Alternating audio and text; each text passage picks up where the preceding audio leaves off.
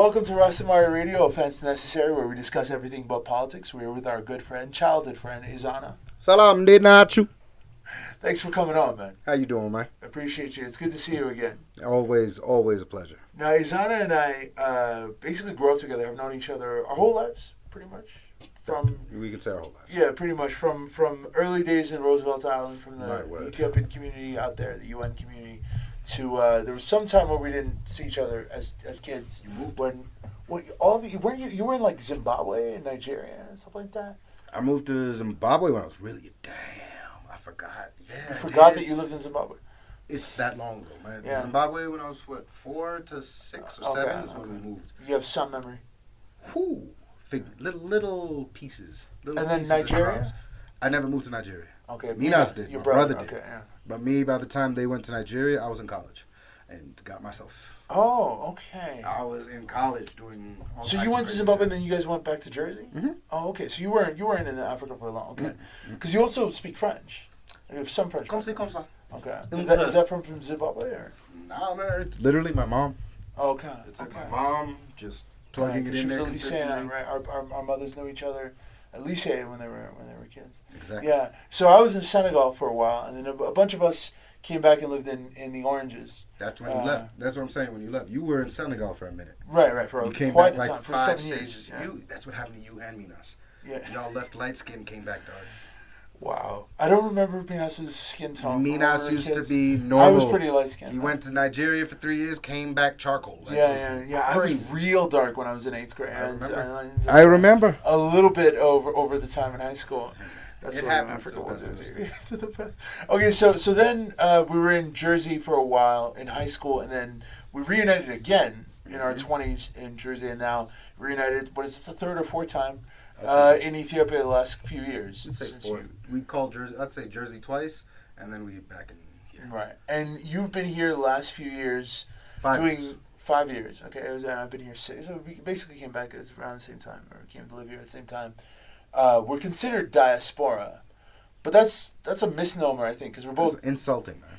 Well, there's that, but it's also we didn't leave the country. Diaspora means dispersed. I never left. I'm an import. I came from the States and settled here. If anything, we're American diaspora because we were born in the States and dispersed from America here. I ain't never going back. It gets confusing. Yeah, I don't want to either. I don't want to either. Why don't you want to go back to it? It's the Matrix, man. The place is designed to keep you down. They don't even want us there. No. Right? Opportunity, life, everything is so much more convenient. I'm the rich white boy here. Yeah. I enjoy that life. I get why they behave the way they do in the States. Yeah, I agree with that. And here, I get to behave the same way. And they literally tell us go back to Africa.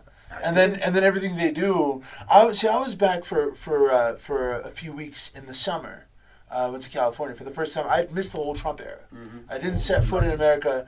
I would ask your brother and others, what was the Trump era like? When I got here, I was in first week being in Ethiopia, and his inauguration, I watched it from a TV in Owassa. Yeah, there you go. I've never been there since. I moved here almost a year exactly before, almost a year to the day before he was elected. So November 2015. But regardless, I was back for the first time, the only time that because I had to handle like personal matters, business matters.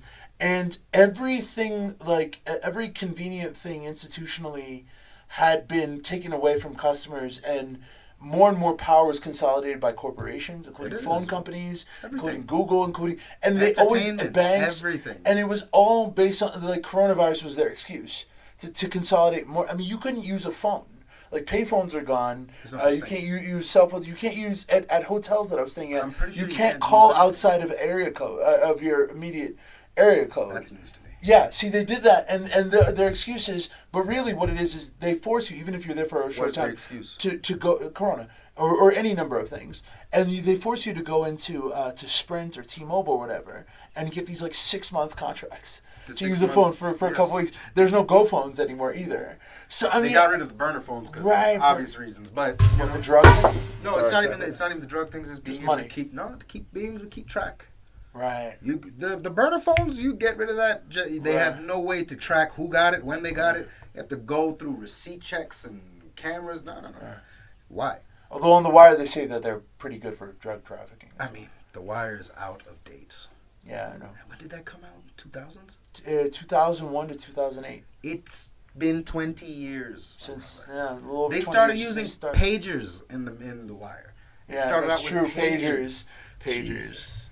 That's We're when you old. realize how. I mean, when text messaging, there's an episode of The Wire, like 2-3 seasons ago, they're like, text messaging. Yeah, all the kids are using text messaging. Right? It's So before the smartphone era, the entire is, show. yeah. Yeah. It is. So anyway, you were there, and you and I hung out at one point about 10 years ago for a brief time that we both overlapped in Jersey. And since then, you've been back here, and you've been doing some of the same stuff involving Relatively, studios. yeah.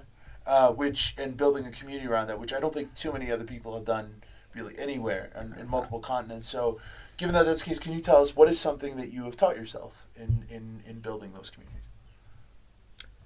What have I taught myself? I don't know about teaching myself. I could say more about discovery. What I've come to realize and discover is that talent is everywhere. And it's just a matter of people having a place, whether it was in the States, whether it's here, it's people having a place where they can actually cultivate said talent.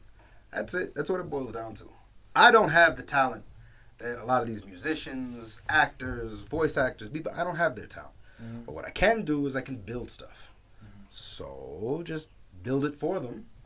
Bring your talent. Let's try and make something off of this. Yeah, usually studios. Yeah, it all boils down to studios. Whether it's a photo studio, I built music and photo studios both. And you have engineers as well, sound engineers, of course, people of technical talent. There is no studio without my sound engineers. Shout out to Tom Beats, one of the best producers here in Addis. Kenny Allen, who consulted for us when we started this. Yeah, Kenny Allen's the man. Yeah. When it comes down to mixing and mastering in Ethiopia, he's the guy to go to. I have to call him. He lives in this neighborhood, and he's back. He's right there. Yeah, but he's leaving in the next couple of weeks. I'm reminded that I have to see him before. He's consistent. He's consistently He's a really, really good guy. He's been very helpful. And he's always down for the cause. That's the one thing I appreciate. He's down for the cause. What was the name of the young woman you guys worked with? Who's a really talented rapper and poet. Perry. Perasim. Yeah. She's good. Right now we're working on her debut album. She just did a show at Taste of Addis. Amazing job. Yeah. She's full of talent. She's grew amazing. up in Norway, as I recall. Right? She was born and raised in Norway. Right. No, she was born here, raised in Norway for a bit, and then moved back here. Right. So yeah, very talented, and so any number of people who kind of gather. There's a lot. Park Studios, right? Usually when it's open, and Gotara. Yes, sir. And you guys kind of, and in Gotara, I understand the cab drivers refer to you guys as the Rastabit. Yeah, the Rastabit, because it's the way it is in Ethiopia, man. People don't remember the names of the hair neighborhoods or anything. No, they just remember locations. For example, I know Flamingo is not called Flamingo because that's the name of the area. It's called Flamingo because the restaurant, Flamingo. Yeah. Atlas isn't called Atlas because the road's name is Atlas. I'm pretty sure it's like Africa Ave or Nairobi Ave or some crazy stuff like that. Boulder Road's not really called Boulder Road. It's not. I think that's Africa. You understand what I'm saying? Right. You just go. Bole is Nobody's what? looking at maps, Bole is what? Bole Medanium. Atlas is because Atlas. You know why Howlet is called Howlet? Give me a reason. There was a bus number 22. Used to go past that, right? Used to go around it. Used to turn around. Howlet Mazore would there you go. Turn back and... but people start forgetting what... I mean, Howlet, that road, by the way, used to be called Asmara Road. Older people refer to it as Asmara Road. Nobody's called it that in a while. That's not even the official name. It was... And then the road that goes down to Baklobit was called Dabrazeit Road. Now, yeah. No. That major... I know what you're saying. I'm just saying, this is news to me. Like I said, this is the one thing I love about this place. You just go by what is special in the area. That's about it. Yeah. You just go by sites. So around there in Gotara, they say the Rastavit because my landlord happens to be this Rasta dude that's lived there for years. Oh. So, yeah, Rastavit. It's not like they call it the park. It's because of them. Okay. That's why. Because I've met a few dreadlock fellows. Because they call it the Rasta bit because the landlord is a Rasta. Right. And he's not even a Rasta. He's 100% Abasha. He just got dreads. But it's a nice vibe out there. The few times that I've gone there, I mean, the first time I did a podcast, it was thanks to you were nice enough to allow me the studio space to do a recording. Look at you now, man. You built your own. I'm actually kind of jealous. Thanks. I never would have thought at the time that I would actually be in a position to build a studio or that the idea would ever... What did you learn? What did I learn? Mm-hmm. Building a studio? Yeah. That it's possible. That you can do whatever you want on your own. Pretty much. It's just a matter of doing it. Yeah. Like I said, look. I mean, I'm like, I can't get off of this. Look around at what you did here. I mean, I didn't physically build it. I paid somebody, but yeah. But no, here's the thing. Even if you paid somebody, well, actually, this does take it down a notch. Well, of course. No. But I mean, just look at it. 1, 2, 3, well placed. The corners are covered, and you put a small thing to keep reflection off the roof, and there's a carpet on the floor. Right. We're done here. Right. It's an ideal amount of space too. I just happened to be in a house that I was renting that had an extra room. I couldn't find a roommate. I had kind of put some kitchen stuff, which the video audience can't see, but and then I was like, oh, this should be because the living room's too big, and for me Not to tear necessarily. Well, I mean, this is more. This is nice. This is the exact idea. I ain't mad at you. Of course, there's no booth or anything like that, like you've had at your studio. I mean, well, here's the thing. This is a different type of studio space. This is more like a radio station, podcast exactly, space. Yeah. This is exactly what you need. What I'm doing. You don't need more. You don't need less. Right. But the booth thing, all that stuff, that's when you're trying to record sounds and make sure you don't hear, like, the reason why you build a booth the way that I do is because you're supposed to be able to hear a pin drop. Make the room as dead air as possible, so the concentration is only the voice. No reflection over anything. Right. You won't hear any background sounds, nothing. Yeah. This is pretty close, I'd say. This is good enough. It's good enough, yeah. This is more than good enough. But it's funny, so back up a little bit. One of the things we talk about on this program, on this channel, is the overlap between what's going on externally and sort of traditional Ethiopia, what's going on and sort of the new generation. That's why it's called Ras Temari. Is also obviously a play on Rastafarianism as an example of the external, a religion that's showed up in Jamaica and that which is uniquely Ethiopian, right? So you had a studio out it was called Cypher City Studios. I had two. I had Cypher City Studios, and I had the original park. One was in Orange, New Jersey, and one was in South Orange. Right, I came by there once or twice. Yeah. Right. I had two at one point. Yeah. And then the bureaucracy that I was dealing with the one in South Orange. Yeah. So the difference, I'll tell you guys this right now, the difference between when we say South Orange and Orange. Orange is the hood. South Orange is the suburbs. It's that simple. I mean, there were gang names sprayed on the wall. I mean, right outside the corner. It happens. You know what the crazy part is? The distance between the two studios. It was like a 10-minute walk. It's a 10-minute walk. Yeah, and I didn't realize that until one is in the hood and one is in the suburbs. Yeah, I used to hang out with you guys over there just to have a place to hang out. I was one of the few people who wasn't doing anything artistic or productive in there, but just to catch up with you guys.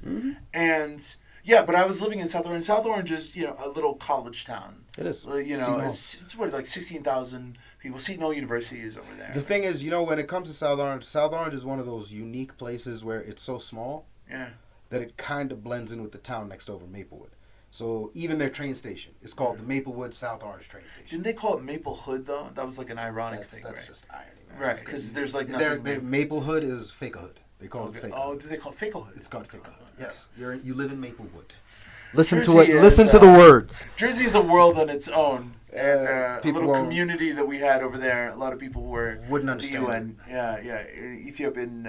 I wouldn't call our community the Ethiopian community there. Just happens that we were all Ethiopian, but that was that diplomatic community more than anything else. But you know what I mean. Our family was there is because of work. Yeah, but you know what I mean. Like we were all there for work, but we would all on birthdays, on graduations. Oh, of course. It was a handful of families, or I'd say a dozen families that would gather at each other's houses and all kind of knew each other. It's and a lot bigger.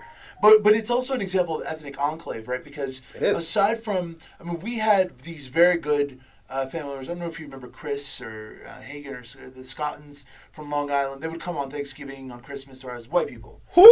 Okay, so you never met them. Elsie and them know them. Our other friends there know them. And they would joke they're your white aunt, your white uncle. We've known them. I've known them my whole life. You have white aunts and uncles? Well, I mean, they're not literally related, but they're out in Long Island because when we were in New York, my mom met their family randomly, like on a plane or something. Like, and they were like Italian or something. Do they have at least some sort of soul? They were actually the biggest minority in that area, which is like white Anglo-Saxon Protestants, like the whitest white people. They're wasps. Yeah, imagine. Am I allowed to say that? I don't think anybody's going to censor you. Actually, that was the only ethnic term that is still politically correct is a white Anglo-Saxon Protestant. Is a WASP. Every other term is considered derogatory. But really? since they run the world, nobody really minds being called a WASP. Okay, so anyway, we had that connection to them. And it was funny to people, like, oh, you guys have like white friends, like almost like family members, because everybody else in that enclave, we only hung out with Ethiopians, with the exception, like some people. That's where you and me are different. That's where you and me are different. Why? The only Ethiopians I ever hung out with, the ones who you know, the ones that were close, Benyam, Abiam, Nate, and Hinok. That is it. Outside of that. Oh, but some of the girls too, the younger girls. No. Yeah, you introduced me to people. There was that one girl who was a doctor who I didn't even know. Ethiopian, she was like a med student. Huh? I met her at Cypher City Studios, and I was like, "You're in our community. You're my story." That chick, yeah. You're talking about Tigist. It's our friend Tigist. No, not her. Another. You see, that's another person that. But you know all kinds of Ethiopians in the region. That's not our community. That's out. Those are the outskirts. You know where they came from? Where those people? Where the outskirts they came from? They are. They come from. Because think about it. We're in the Essex County. These people are all coming from South and North Jersey. We're talking about Piscataway, friggin' Trenton, all these places. Patterson, like. You make it sound like they like migrated from Afar to come to our, when you compare it to Essex County, right? Yeah, Essex County was civilized compared to a lot of. I wouldn't call it civilized. It is a melting pot. Yeah, I mean Jersey is a little bit gatari. Like for people who don't know, in Ethiopia, Jersey, and it's not necessarily entirely famous. It's the armpit of America, right? I mean Jersey is also where The Sopranos comes from. It's where a lot of like great comics come from. There's a lot of great writers. Juno Diaz is from Jersey. It's because of minorities. Minorities that moved there and then did their thing and move out. But they're there because it's the cheaper part, even compared to Long Island. And so New York City, New York City looks down on us. Long Island looks down on us. Westchester looks down. Like, they can all they want. We pay their mortgages, man. Right, exactly. We're the ones who migrating in to provide the semi cheap labor. But yeah, no, Jersey was like the one cheap area of real estate, and it has the most fluid demographics of any state in America. It just changes. I have no facts to back that up. No, this is a fact. Okay. And it also is usually the most densely populated state in America, and it's a tiny state that in the north has ski lodges during winter, and in the south has beaches, Cape May, during the summer, right? So it's like this tiny state that has everything. Here's the thing. Then that's from rural areas to cities. When you break it down the state itself, New Jersey is a state, yes. But the sections, North Jersey, Central Jersey, and South Jersey, are three completely different places.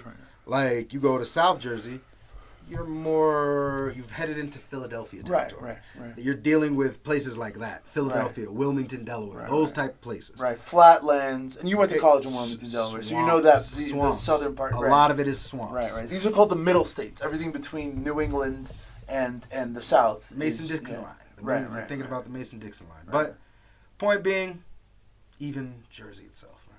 Atlantic City's in Jersey, for those who don't know. Atlantic City's in Jersey. One of the only few places outside of Vegas where you can gamble legally. It's the closest thing to Vegas on the East Coast. And, I've never even been to Atlantic City. And I've lived Really? And I've lived in Jersey twice. Think of... You been to Vegas? I know what Atlantic City's like. No. Yeah. You've been to Vegas? Yeah, I've been a couple times, yeah. Okay. Atlantic City is Vegas' retarded step cousin. Right. It seems like that. And when I see Boardwalk Empire and all these other... That's very, very flattering. Boardwalk Empire is flattering. It's also 100 years ago. That's true, too. But so that's Jersey. And you chose to have your studio in the midst of all that. In the one that I know better is San Francisco Studios, which was... You're right, it's very much lit. I remember one time we were there after one of these gatherings. The things that we saw a robbery. We have seen robberies. We have seen kidnappings. Yeah. We've been questioned for murders happening around the corner. So much happens when you live in the hood. It's an amazing thing. Right. Or when you're stationed in the hood. Yeah. But that's a big part of the reason why I had to open up the second one in South Orange. Right. Because I was really limiting myself with who was willing to come to the one in Orange. Right. But it was cheap rent. For the space that you guys had. Fucking kidding me, man? It was, think about that, $500 a month. Yeah, that's pretty sweet. That's unheard of. It's unheard of. The thing is because I found a warehouse space that wasn't being used, and I remodeled it myself by hand. That's simple. I remember coming in there one day, because the place was really grimy and it was really broken down. I remember coming in one day and everything was painted all of a sudden. It just kind of happened like that when it suddenly became a... It just took time, man. I'm not going to lie. I did it all by hand. And, yeah, man, shout out to my white boys. They were the ones that taught me how to use construction equipment and how to build it myself when I was just trying to save money. And then that's it. You live and you learn, man. You live and you learn. Well, I mean, I remember having this like weird flashback when I came to visit you at Park Studios, because I'm seeing, you using the sort of the home Rolling improvement paint. style, the rolling paint on the... Because I had asked you, and you took it the wrong way, I think. When we were in San Francisco Studios, I was like, where'd you learn how to paint? Like, I don't know how to paint a house or anything like that. I didn't take it. I learned from the studio. Right, I know, you just kind of learned by doing, but I'm always just like, and then now I get a flashback, years later, we're in Gotha, and I discovered there's Ezana with his rolling paint, painting the door on his studio. You'd be surprised what skills are completely indispensable.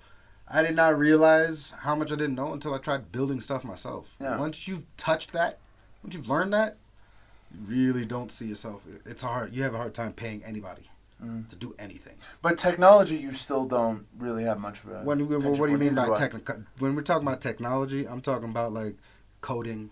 Yeah. I'm talking mainly coding, cryptocurrency, NTFs, all this weird. We had an episode about that. We had an episode on crypto and NFTs, non-fungible tokens. Tokens, there you go. And you had a couple of guys come in who were Did they explain it to you?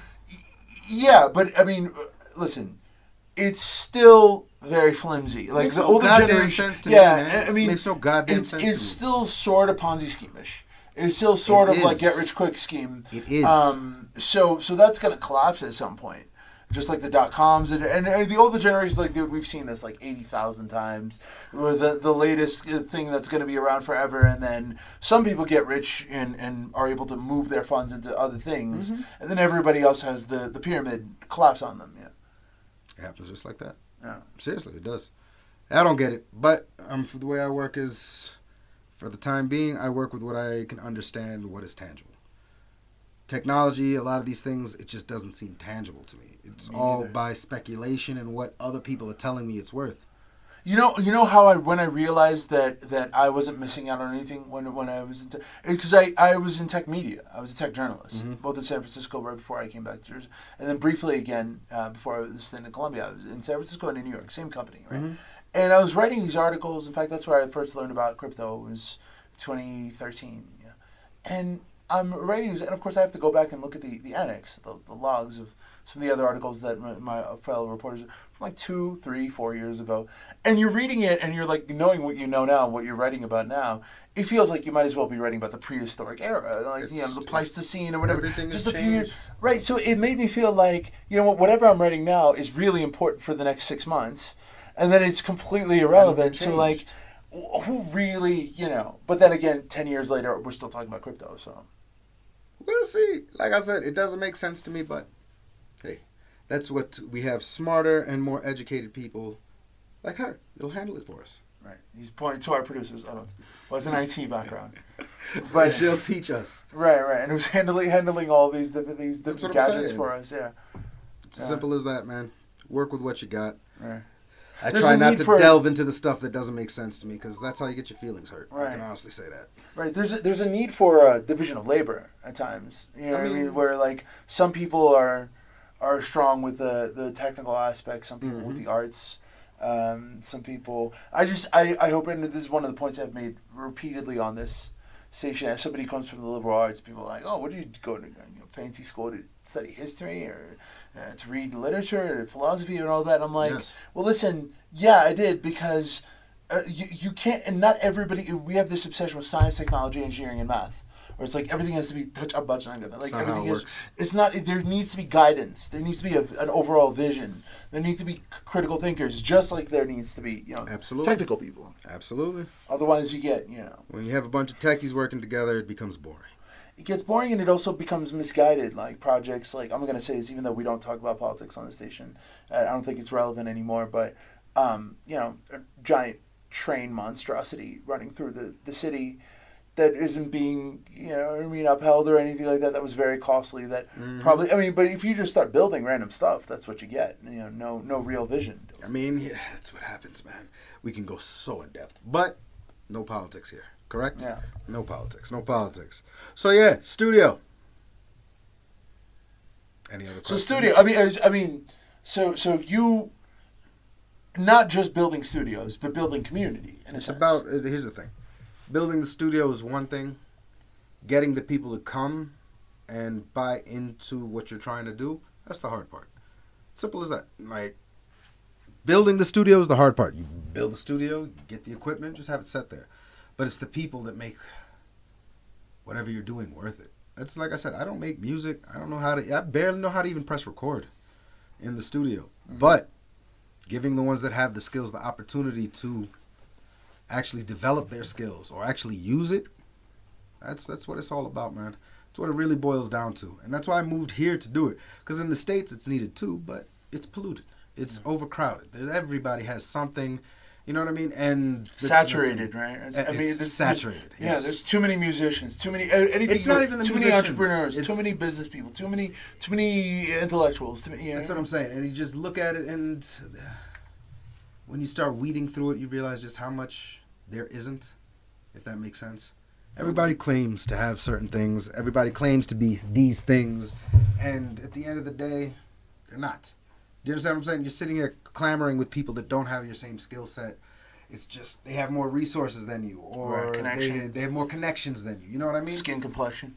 That, for me, that's what it boiled down to. Yeah, it does. It really just boiled down to that. Because in South Orange, I had something really good. I had everything I needed in order to move forward. And every time I would try to get my license to teach kids, they would throw in an all-new obstacle in front of me where I'm just literally just sitting there looking at them like, are you guys making shit up along the way? Because it started with, you need a license to teach kids. All right, you get the license to teach kids. Then you need to make sure you have this license for this such and such age group. And it was like, why didn't you tell me that from the beginning? You know what I mean? Right. All right, you get that license. And then they tell you, all right, now your place has to be inspected to a certain degree. You get the place inspected, make sure you have all safety concerns and everything covered. Cool. Then you say you also need to have camera systems in order to keep an eye on everybody. Cool. Get the camera systems. And then you go back there to get the license. Finally, they're like, you have cameras watching kids. Like, excuse me? You made me do that. You guys asked me. You guys literally told me to do that. Can we make a point about Ethiopia and America? As much as we all complain and we all have difficulties with the way things work or don't work in Ethiopia, especially when it comes to bureaucracy, people do not realize. I'm like, it's the same. We talked about this with Timothy when he was spend a day at the DMV, and then come back and tell me that bureaucracy is a problem. When you go to any town, any city hall, you have to deal with getting your licensing. You'll sit there and deal with the same. It's, to a degree, it's actually a little bit better here because I can deal, there's fewer obstacles. Right. And there's ways to get around certain things. Right. Over there, it's literally, they will have you just do the runaround because all day long. Because your skin tone, they had no intention, zero intention to help you get your licensing or make you succeed. It's just following the protocol. Just make them go through the cycle. They also look, and it's not even just your skin color, they look at your name. Right, if you have a nice little waspy name, come on. They look at that experiment has been done a million times. Right. I do it myself too. If an interviewer calls me, I turn white immediately. Yeah, like immediately. I'll start talking Work like on your voice. Yeah. And it goes from a joke to actually having to do it in order to succeed. And that's where I realized, man, the hell with this, man. Rather just be here, deal with my own people. Yeah. Same struggles, but it's my own people. Right. Of course, greater infrastructural issues, I would say. But technical issues. To degrees. There's all degrees to this. Like, after a certain point, when you come and realize the differences, infrastructure-wise, for example, I'll say water, electricity. Yeah, stuff like that. Well, that's pretty important, yeah. It is important. Right. But you'd be surprised. Right. You'd be really surprised how much you can get by with when you realize you're not plugged into that matrix that makes you think you need every single thing that they tell you. You need to be in the grid. You need to be in the grid. Right. You need to be doing this. You need to be doing that. You should be watching this. You should be watching. It's such... When I say a matrix for the States, what I'm talking about is it's designed to keep you distracted and in this cycle of work year to year. It's very precise. You know what I love using to prove that point? Is going to a CVS pharmacy. If anybody, I don't know if people can relate to that here, but I know you will understand. Sure, CVS pharmacy is a big chain of pharmacies. Right. So, convenience store / pharmacy. Let's start. January 1st, you walk into CVS just to get your prescription. When you walk into CVS, what do you want to see? It is January 1st. It is the new year. The second you walk into CVS, everything is red, pink, and just hearts. They're preparing you for February 14th.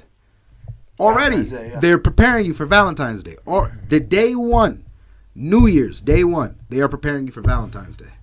The second Valentine's Day passes, you move on to the next holiday. What is it, MLK or something? MLK is in January, but not MLK, Labor Day or something. I don't know. President's Day. There's something, but there's something in March. March. They got little presidents everywhere. Exactly. Right. You get ready for whatever's happening in March. As soon as that hits in March, you walk into that same store. Everything is pink, yellow, festive, eggs, getting you ready for Easter. They're getting you ready for Easter. But then after Easter, they're getting you ready for the 4th of July. After the 4th of July is done, it's already September. You're getting back into the swing of the work week back. You understand what I'm saying? Right. Then, what do you have? The most intense holiday season. And then they're getting you ready for the most intense. Christmas and Halloween, Thanksgiving, Christmas. And it's before you know it, you're back into that same cycle. Yeah. And you don't look. Years can pass like this before you realize how much time has gone by. And it's simply from seeing the marketing setup and the way a store is set up from year to year to year. It's an amazing thing to watch, and it keeps you so distracted. Advertising keeps you distracted. I'm gonna intellectualize this conversation a little bit. This is gonna sound a little higher level stuff, but this was also what I did my master's in. Was in modern thought and literature, especially critical theory. Okay. After World War II, there are all these thinkers in Europe who the Frankfurt School is what they're thought of as, who were trying to adapt all this radical thought, Gramsci and Marx and stuff like that, to the fact of mass media and mass consumption society. I often point to pornography, and not just pornography. I mean, that's an extreme example. It didn't even exist. It wasn't even legal in the 40s or the 50s when they were writing. But you remember when we were kids, the American Pie movies and stuff like that, the introduction of just like Sex in the City, more and more oversexed, overstimulated. It's a distraction. Yeah, it's this guy Marcuse who wrote a book, who had a theory referring to it as repressive desublimation. Break that sentence down. So repressive, it's just two words. Repressive as in there's a repressive state that's trying to hold you down, right? Desublimate, like a subliminal mind, is like what's... Absolutely. Right? And to unearth... So basically, it's like there are all these sexual provocations. Because right after World War II, suddenly there was, Brigitte Bardot walking around in a scantily clad. And to them, there was like, oh my God, that was even more shocking than to us the introduction of, pornography on the internet and the American Pie films and Porky's and all that stuff. But just using sex, especially for young men, as an example... to unearth all these sexual provocations in the media allowed for the unearthing of all these energies that are made to distract and to drain you, sometimes literally, such that you're no longer paying attention to the fact that you live in a repressive society, to the structure of your society. It's designed to distract you and keep you a worker ant. I'll give you another example, the American dream. Right, all of this, which is non-existent anymore. It isn't, and much of what the art that we consume is a critique of the American dream. Like Scorsese's films are critiques of the American dream. Jay-Z's early work is a critique of the American dream, but also a celebration. Right, Reasonable Doubt, where he's talking about how stressed he is and how he's compromised himself morally.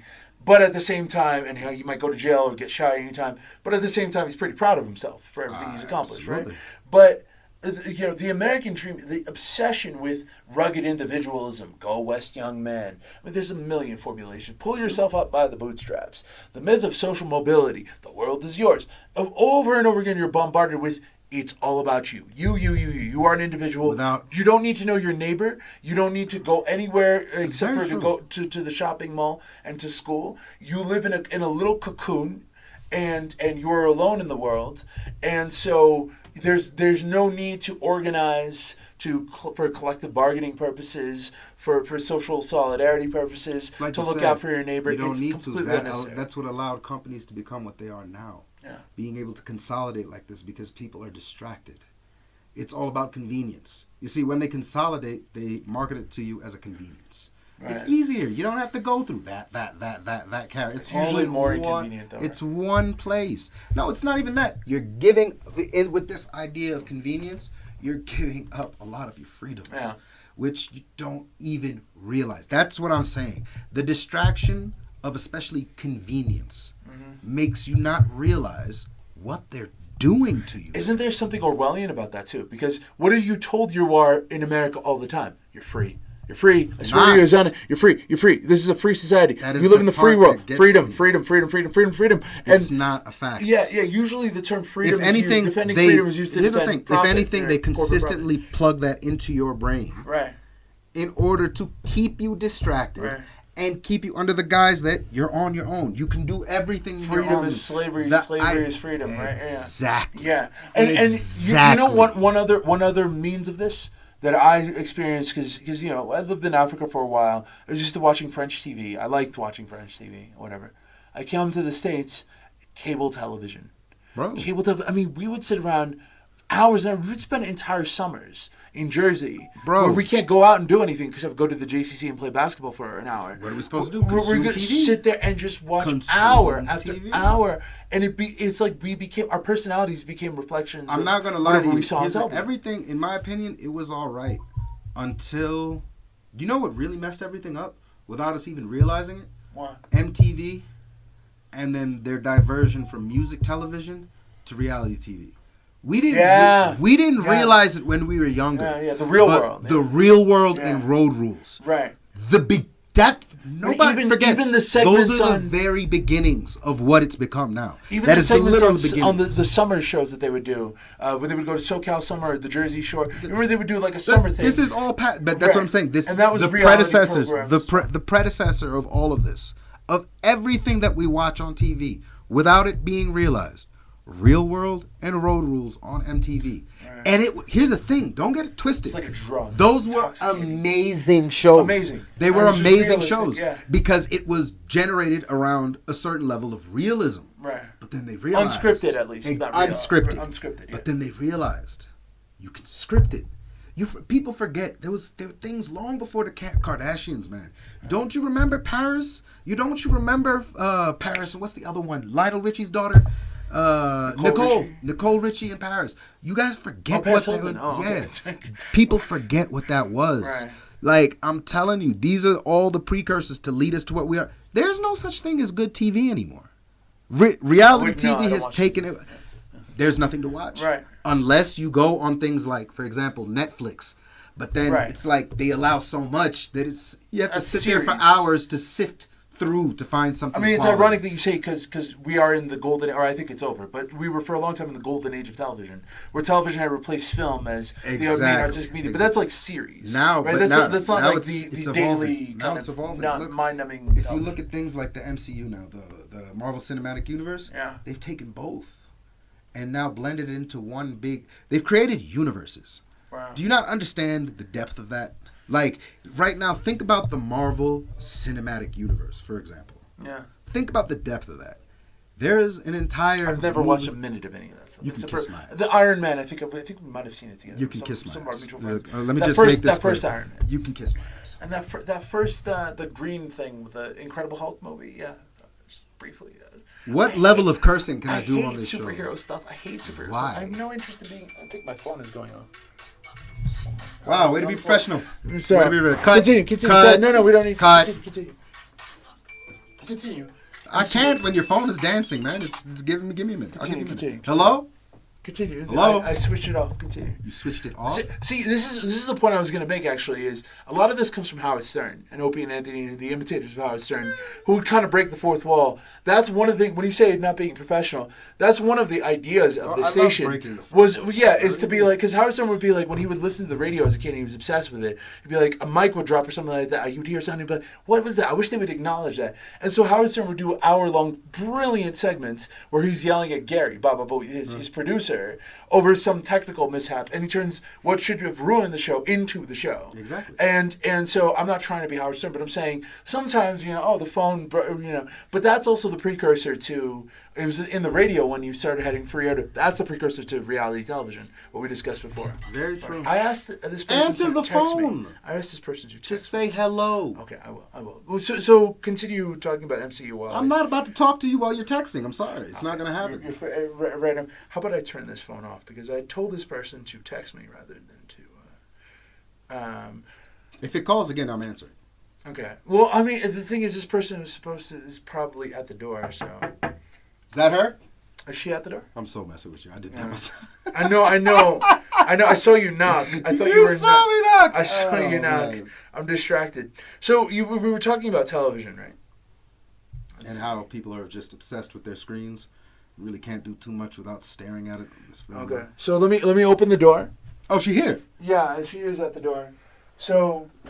Bye. You want to talk about television? We got like 10 minutes to dead end. What's up, my dear? How you doing?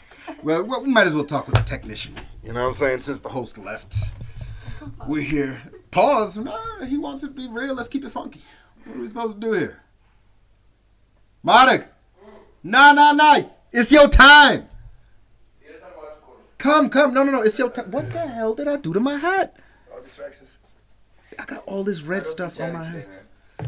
Shout out to the homie Marek. This is my partner when it comes to lighting. Zore's only talked about my studio experience. But we do lighting and entertainment and events and all types of crazy stuff. So, this is my partner in one of them. He's standing away. You're not going to talk. He's not a chatting man. Hi! How you doing? Hey guys, sorry. He was upset at you earlier. I'm sorry. This is Bailey. He said that Bailey was supposed to be texting, but she keeps on calling. I didn't literally use her name. I said this person. Oh, Nor was that directly. Blow up Bailey, her you want to come name on live? Want to join us? Let's set up a mic. Wait, let me just put my stuff. Okay. So we were talking about... Maggie.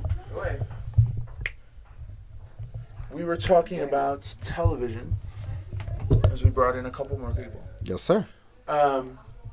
We just had a nice little 30-second segment without you. Me and her had a conversation. Mata came in and threw her his turn. She started cracking up. I definitely know her laugh was on the fucking thing.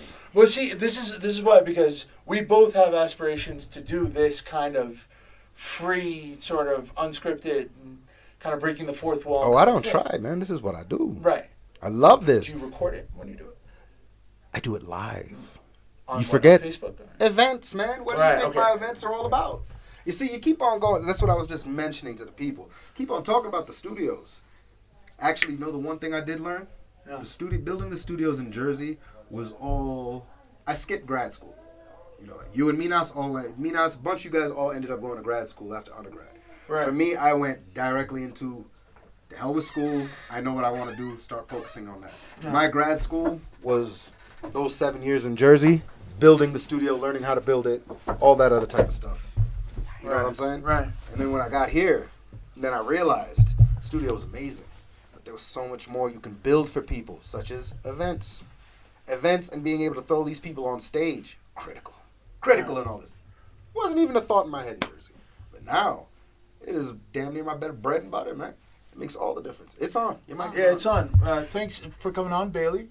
This is the second or third time on. And thanks for having me. Happy to see you, Ezana. Pleasure, my dear. Oh my God, now I do know who she is. When he said it on the phone earlier, I was like, his descriptions were not on point. He was, you said that you think. What was his description of? I'll let him say it. Okay. You both said that you vaguely thought you knew each other. That's what you both. As soon as I saw her face, I did. Yeah, same here. Yeah. I'm terrible with names. Really? Well, he has a francophone connection as well, from being the Ethio-francophone. He does. Sort of somewhat Caribbean-ish, from Jersey and talking about my friends. You're a French speaker. He's Ezana. I'm not French. I wouldn't call it French speaker. Like I said, mauvais et bust. And you had students from Haiti, right? When he was teaching in Jersey, you had a big Haitian influx. Because we have all the. I used to be a teacher, I didn't know that. I was a teacher in high school for a bit, and then the earthquake happened in Haiti. Right. 2011? I shit you not. Overnight. Yeah, that's when I was teaching high school. Overnight, a school that had a capacity of 1,200 kids already had 1,500 kids. Oh. Right. After that earthquake, pump in another 3,000 kids. Wow. Whether you Straight like from it, whether not, you yeah, like it or overconsumption. not, it didn't matter. Once those kids got here, goes by age. It doesn't matter your educational prowess. I had kids from Haiti that did not know how to speak English. Right. They speak Creole. Of course. You can't. You're not there even sit- French. Not Creole, French. like Creole. Creole. That is one of the biggest. That's one of the reasons why they even kept me for so long, because of my small degree of French. Right. Gave them the slightest path to try and understand. Like, I'll never forget, there was this one kid we were teaching, and we're sitting there teaching him 1 through 10 in like 9th grade, and he's having the hardest time. And even me, I'm sitting there like, wow, what is the problem? And then when the teacher starts talking to him, I'm like, this man starts saying, 1, 2, 3, 4. I'm like, is that what the issue is? Is that your mind is still stuck in French? You're being taught Creole. Oh, it breaks down. You know what I'm saying? This is sort of like the concept of social promotion, right? Like that controversial idea of you have to keep kids in classes based on age. It's simple and as it had that. nothing to do with, and there's no tracking going on either. Also, we're about to go into I don't so think the much system politics. even cares for that. They don't right? care. They don't Like give a shit. I was teaching in Irvington, man. Right. Irvington, they do not give. They what? What percentage of the kids at a school in Irvington High, end up going to college? Like, Would You you want to hear guess? something crazy? Go ahead. This stat just came out, not but this year. Right. I shit you not, it was like something like 90%. I couldn't believe it. Go to college. That is how this year. Oh, okay. Irvington High, But still, I mean, it was like 90%. That's ridiculous. So you're following Bro, this from what- all over here. Here's the thing. I check up on stuff. Like, Right. it's not following it, but you know, You you just- see, Oh, it see is, stuff. And then when I hear like damn. 10% got scholarships, 90% are going to school, I'm like, yo, bro, when I was teaching What, there, did it get gentrified it or was something? no, things are changing. Maybe it is. Maybe it's Yeah. progressing. Things are changing a little If bit. you go to Irvington High now, is it going to be like Beverly Hills, like Oh all these my white God. kids driving I around in can't Porsches imagine. all of a sudden? Bro, here's the thing. When I was teaching in Irvington High, we're talking about 30% graduation rate. These kids they're here because it's a daycare center. They're not here to learn. Even the school is not set up for you to learn. Pump in another 3,000 kids in classes that are already at capacity, and then start throwing in kids that Don't you understand what I'm saying? That don't even speak. Yo, it is a melting pot for gangland. Right. You have I was no about to mention that. you have no choice. It's like these prison. kids have to stick Right. with their own kind. Otherwise, they are going to get Stigmatized. eaten up by the rest of the little cliques. So tell us, as a teacher in that environment, very different from the kind of environment I taught at, even though it was probably Taught 15, 20 minutes down the road. But as a teacher in that environment, what is required of you? How do you survive, and what's the best you can do? The one thing I learned is, here's the thing. It's kind of messed up to say this, Okay. but the only thing I can do is teach you what I can. At the end of the day, me sitting here and reading these textbooks for you, 90% of the time, it's pointless. But with all these variations in That's what I'm ability That's level, what I'm saying. The how do you only thing you one-to-one? can How do- do you do? How do even you have motivate individual- yourself? The you know, only thing you to can get to do the end is, line? for me, what I did was I treated the kids as people. Of Like, course. when I say people, I treated them like any other adult. Keep it real with them. I'm like, look, you want to do it? Do it. You don't? You don't. This is what's going to happen if you don't. This is what's going to happen if you do. The consequences. It's literally that simple. And Right. I keep it with them 100% funky. Do not patronize them. Do not try and sweet talk them. Do not tell them the American dream. Don't waste your time, bro.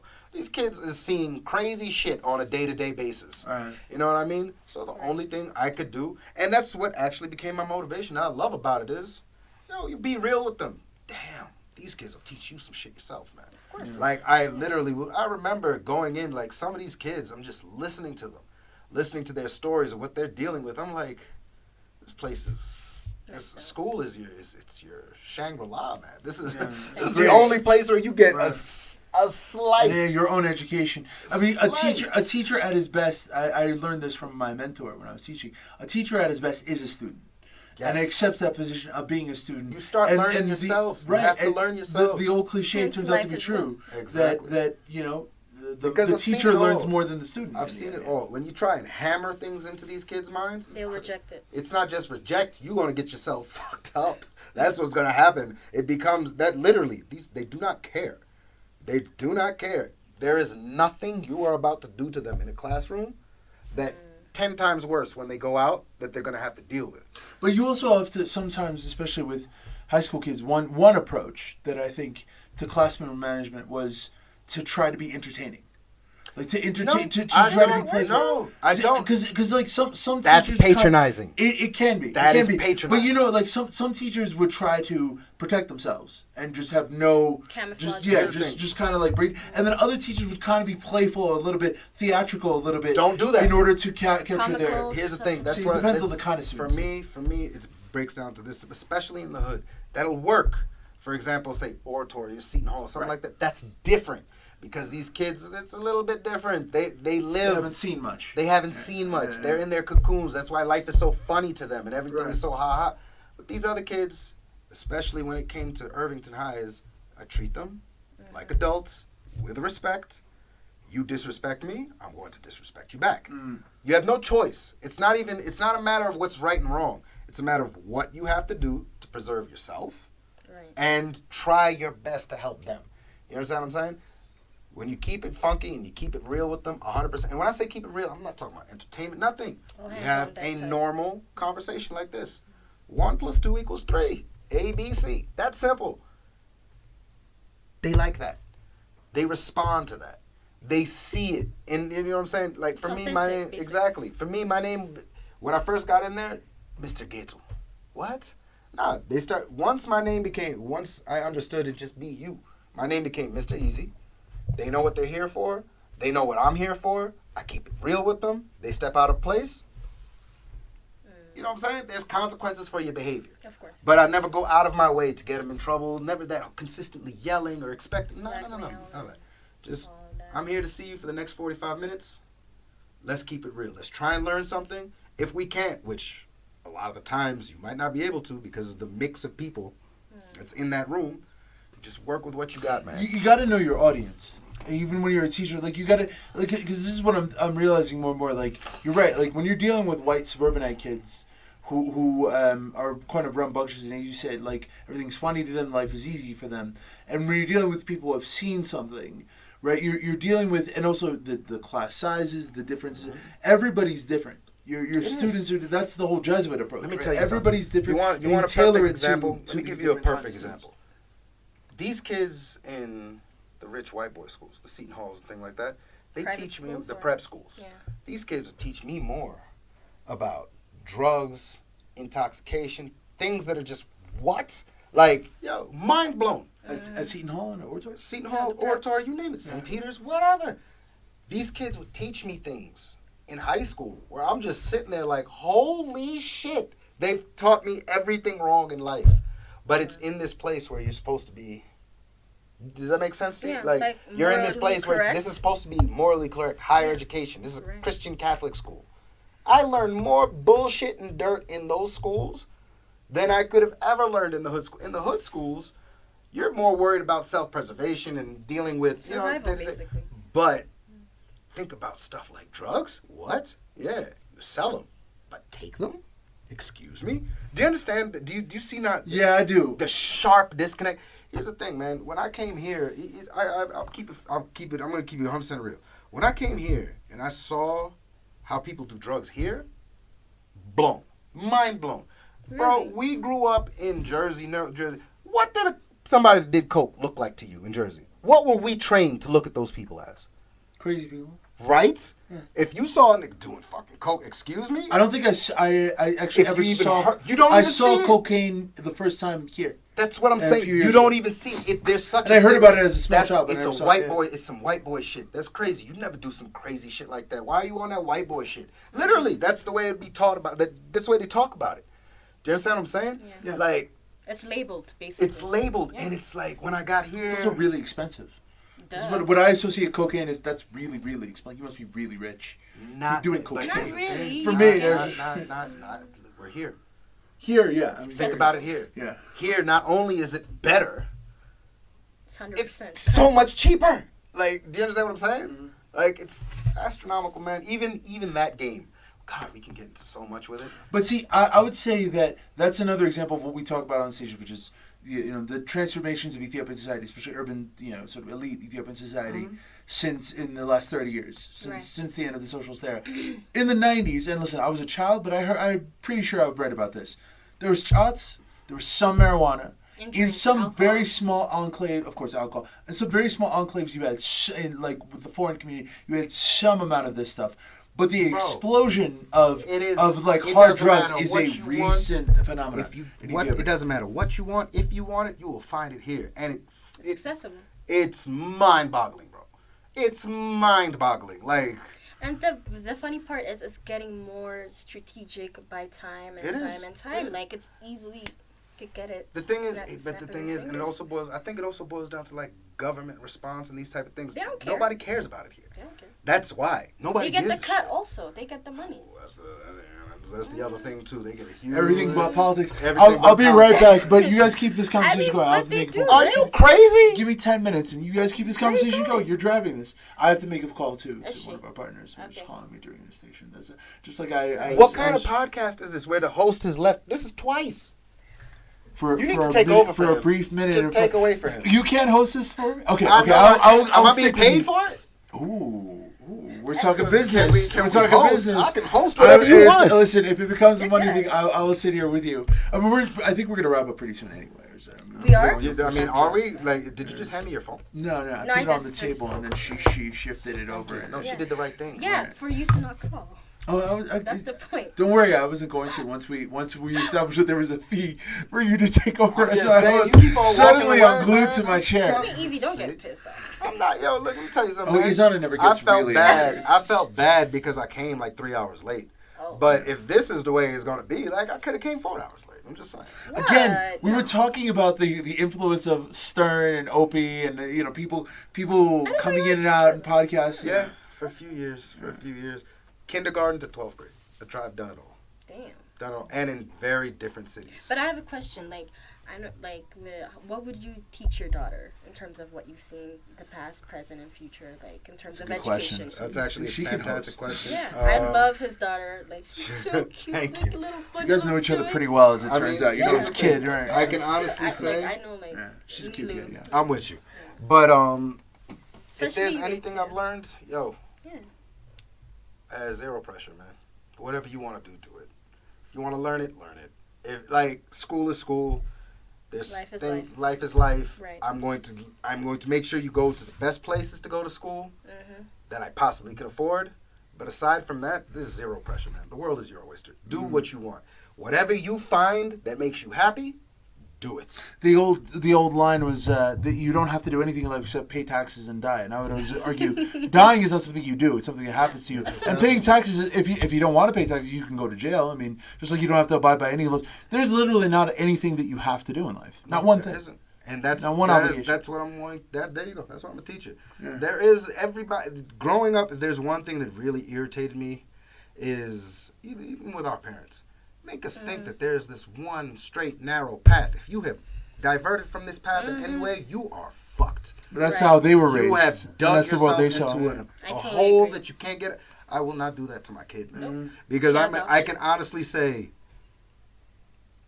the way that they raised us, in a lot of ways, it was detrimental. It was. There's so many too much things. Pressures, yeah. There's so many things that could have happened, that could have been done if it was just like. You pay attention to what the kid likes as opposed to this organizational structure. They're like Jada and Will. That's their approach to raising their kids famously. Like Jada and Jada. Don't compare me to Jada. No, I mean a little bit. I mean like, hey, the world is your oyster. There's no structure out there. No. It's not. Here's the thing. That's not what I'm saying. Okay, we're going a little bit deep with that. No, what I'm saying is. Reel it back. Like, it's very simple, man. You need school. You need education. It's going to put you a leg up when it comes to certain things in life. Knowledge is power, basically. But what I'm not going to do is I am not going to cripple this kid with the ideas that there's only one way to do something. I agree. Especially since part of the reason our parents did that, and I deal with that even now when I talk to older people in that generation, is they think you have a job, bureaucratic work, this is how you make it within the corporate world. And what they don't understand, especially in the last few years, especially with the virus and all that, think about all of the changes to the economy. And think about how many more transformations will happen by the time our kids are of age. In the last 3 years. Where maybe that's not the way you make your money. Maybe it's another, Living in Ethiopia in the last 3 years, if there's one thing that it taught me, is there is nothing that is promised, man. In the last 3 years, working in entertainment, working in the events arena, I've had 8 months of solace of open work in 3 years. Between Corona and 2 states of emergency, I haven't been able to do anything when it comes to events and what my business is based around. Yeah, and you're not getting a check like you would in the States. And it's not like you getting a check. Yeah, If I don't do something, I'm not getting any money. It's that simple. Like, yeah, you know what I mean? Mm-hmm. But it's taught me so much. That's what I'm saying. It's like there's so many different ways. There's so many things you can do to survive. There's so many different avenues to forge ahead. Because there's a lot of things that I'm doing now that I wouldn't have thought of if it wasn't for Corona. Like a podcast, maybe? There you go. Plus, it makes you resourceful at the end of the day. You just think out of the box and try something new. You have no choice. And the more you do that, the more you realize how much we've been crippled growing up in thinking detrimental, man, that there's only one way to do this. Like, it's very scary. And it makes you feel like you're a failure. Like, if you don't achieve that pinnacle. If there's one thing that I refuse, or something, I'm like, I will not let that happen to my kid, where you make her feel like she's failed in some. Because you didn't do things the way you were told. That's what I'm saying. What was failed here? Because you didn't come out of school with an A, or I don't know, like you didn't get this scholarship. See, for me it was, in our 20s, like last time we were meeting in Jersey, I felt like a failure in spite of all the education that I had and all the jobs that I had, because I wasn't sticking to one job. I was told the adults were like, "Oh, you stick to one job for life. Like you were in one organization and you move." Like when I think about it, your 20s, that's the perfect time to go from job to job and build up all this experience, right? But for me, I had been bombarded with this idea of, "Oh my God, you quit your job and went to another one. You made a lateral move." It's not even just that. Yeah. Like, here's the thing: they make you feel like there is no other options. Like, it's just there. I don't know how to explain it. It's like you said. There's one clear-cut path. You go to school. Get educated in whatever you get educated in. You get your job, get your house, have your kids, start the whole cycle again. And to add a point on y'all kind of boring. It's boring as shit. Of course.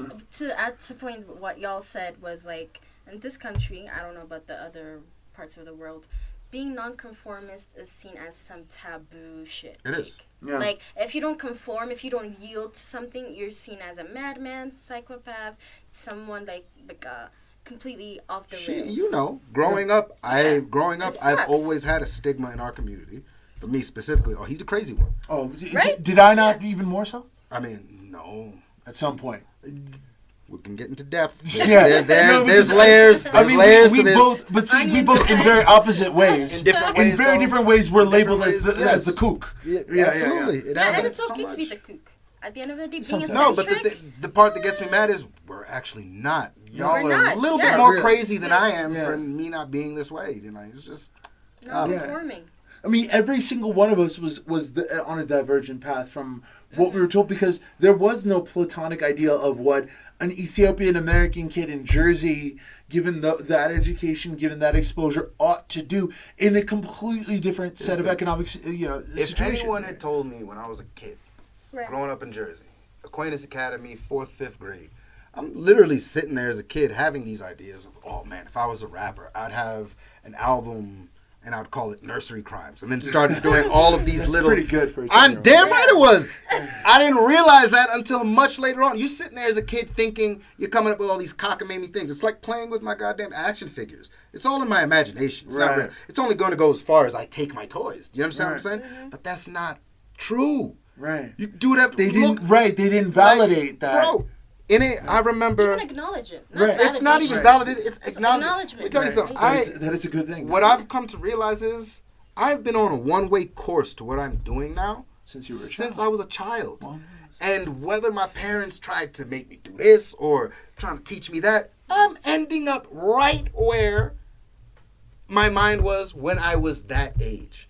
Well, see, I will say so crazy. I will say there was a bit of a contrast for me. It's so crazy because look, for example, here's the thing. When I was a kid, I was thinking about being a rapper and all that. Yeah. But I didn't want to be a rapper. But what I was thinking about is the packaging of it. Thinking marketing. About it, like the marketing. Yo, that is a dope concept to have this and then package it around all these nursery rhymes that we know. Just tweak it around to make it sound, you know what I'm saying? Right. They do have limericks like that, like a little. That's what I'm saying. A little jokey, like. But when I was a kid, I never realized that this was an actual thing. That's actually a good idea. This is an option. You didn't have anyone validated for it. That's what I'm saying. See, I would say, in contrast, this is. I'll give my parents and some of the people immediately close to me some credit, and some of the teachers I had, I they did. Well, I'll tell you, in my experience, they did validate for me this. They saw that I was really interested in storytelling as a kid. I was interested in some of the same way. Like, I was really into film. Right, I was really into Tarantino and Scorsese and Woody Allen and stuff like that. Mm-hmm. They saw that I was really into reading certain kinds of books, and they validated for me. Right, they were like, "Okay, that's actually," and that's why I pursued it. That's your experience. Right, my experience, most people didn't have that. My experience is you are crazy. Yeah, go into school, get into engineering, get that degree, same here. do whatever, and I'm just sitting there like, all right. And later 2 on, years into college, yo, 2 years into college, I'm sitting here in a civil engineering class watching this math like, what am I doing? What am I doing here? Literally, I'm sitting here like, I'm just, it's scary. That's the only way to put it. You're sitting there like, what the interest am I doing? Is the key to, and sometimes you cultivate interest, or sometimes you share. Well, you're interested, but interest is the key to education. Always. It is. What am I interested in? What are you? I had this in middle school as well. In 8th grade, we started off the class where the teacher, a black woman, started off there was the middle school projects. It was like, okay, what are you interested in? Side note. What do you want to learn? You need to add into this booth. Yeah. You need a fan. Yeah, I know. That's why we don't stay here too long. Hot. It gets got really hot. I know. There was actually reasons that we didn't have that quote. But yeah, we just put in a fan and turn it off when you record. Yeah, usually sometimes I'll leave the window open. But my bad for distraction. No, you're right. Go back to your point. But yeah, no. You're educational research finds, right? Everybody's different. This is the whole Jesuit approach I always refer back to. They have this at Seton Hall and everything. Everybody's different. And usually what people are impressed by, oh, you're so smart, or you're so good at this, or you're so good at that. What is it really? That person is just interested in that. They're just interested in it, and they pursued it a little bit. You just happen to be interested in a certain thing, and you expand upon it. Look, right, and your memory gravitates to the information that everybody is exposed to, but you retain it, so now suddenly you're knowledgeable. Let me ask you a question. Yeah. In school, what were your favorite classes? History. Mainly history. Yeah, me too. What was yours? Me too. Yours was history. History and literature. Yeah, me too. And that's what I ended up majoring in. For me, all right, I loved history, but only to a certain degree. Yeah. For me, ancient history did it for me. Mythology does it for me. I don't know. Yeah. Greek, Norse, it doesn't matter what it is when it comes to mythology. I love it. A lot of young kids like that stuff. I love the thing is the stories and the understanding of that type of history. I love it because it also gives you a very in-depth idea of the way people think. Have you ever see, I had this conversation when we were in San Francisco studios with Alex and Troy and some of our friends about the Iliad. Have you read the Iliad? Of course. Do you remember the Iliad? Okay, so here's I was telling you that I'm working on a film project. I might as well say this. I don't really care. The Iliad. You remember Iliad? Yeah, I mean Iliad. Different pronounce it differently, but in Jersey. Mm-hmm. You remember where we were around Newark and those neighborhoods. Mm-hmm. You remember Romeo Must Die? Of course. Okay, you remember when Beyonce Beyonce did Carmen, a hip hop. They did it on MTV. Yeah. Yes. So they were doing these. They had these ideas of why don't we do? Wow. Right. It's on point. I forgot about Carmen. Yeah. No, Carmen. That was the one time we saw Beyonce rap, and people were like, "Wait, is Beyonce trying to rap?" Right? Just when she was really taking off. I think Mekhi Phifer was in that. Right? He was the love interest. Right? You remember that, right? No, okay. I'm sorry. You've opened up my brain to so many things. Wow. Okay. Here's the Iliad. There was steps to this. The Iliad. Mm-hmm. The Iliad. There you go. In downtown Newark, present day. Here's why I say this, and listen, I might be revealing an idea that somebody else might run with. I don't care. There are 3 real themes to the Iliad. To say this real quick. God's relationship to man, man's relationship to man, man's relationship to woman. In other words, everything starts and ends with the gods, right? With the gods on Mount Olympus. Understand that. And in every one of these stories, in Aeschylus, in Sophocles, and Homer. Secondly, man's each one of the main characters of the Iliad. If you remember Agamemnon, Patroclus, Hector, Achilles, of course. All of them, in the end, all of them have this outward appearance of strength. I mean, wearing Achilles' armor or whatever.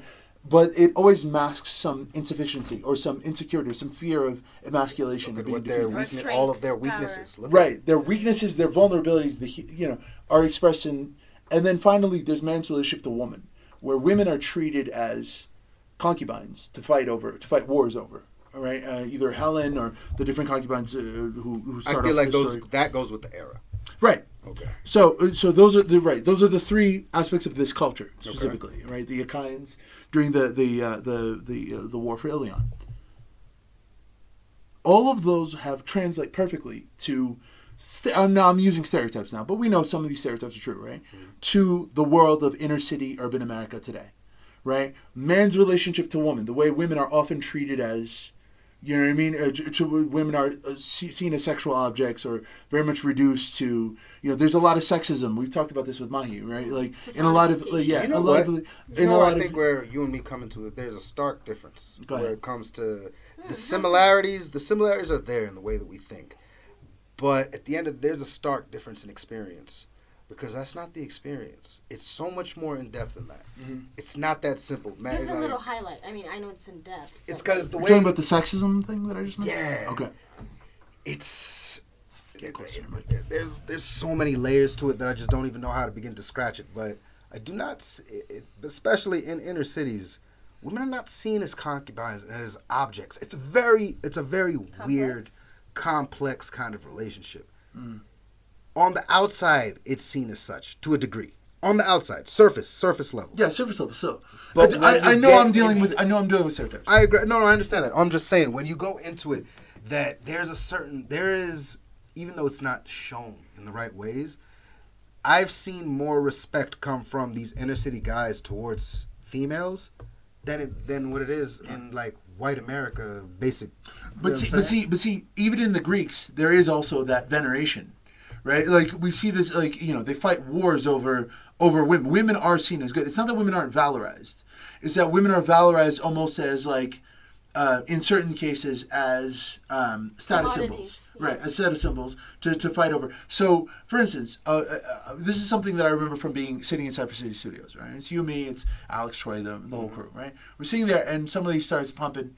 Bitches ain't shit but hoes and tricks. But bitches ain't shit but... my dick. There you go. I know this song. Right. I know Okay. quite well. Okay, so I'm thinking back to my white hippie friends in California in college. And I'm like, well, this would never happen.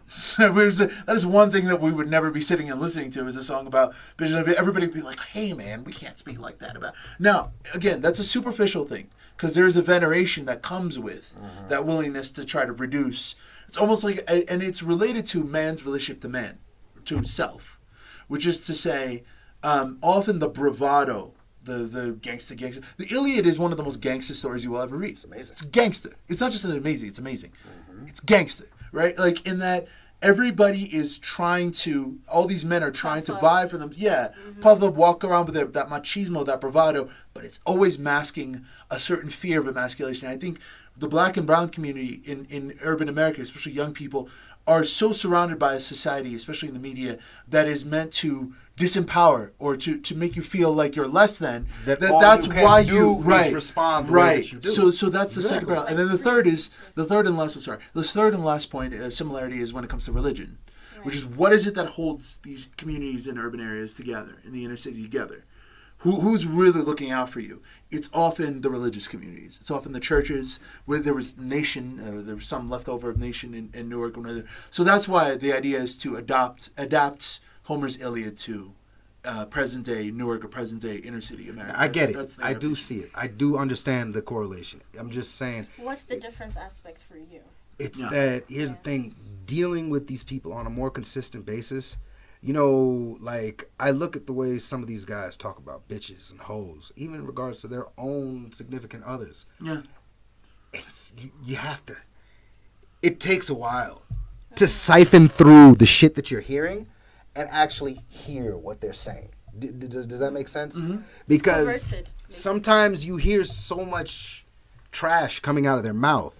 Like, it's just not even trash. It's the vocabulary is just so distasteful to you sometimes that it just makes you think everything that they're saying is just So what do they really bullshit. What do they really feel? I mean, I'm not the spokesman for the hood. No. What do you notice? But what I've noticed is there is I'm not going to lie, in black communities, there's so much more reverence for the woman. Exactly. There's so much more respect for the woman that it's like it's kind of bonkers, man. Like It's putting someone on a pedestal. The they Middle Ages put have them this too. on a pedestal. The Middle Ages and have this too, It's right? something to aspire to, Right. if you ask me. Right. It really is. It's just there's so much horse shit around them on a regular basis that the substance of what's going on gets diluted. And of course, you see, what are you gonna do? The language becomes insulting. as Everything opposed to, it becomes crazy. But Ezana, they do this in the Middle Ages too, right? When we think of Middle Ages, a lot of times in our youth, people who grew up in the modern, our formative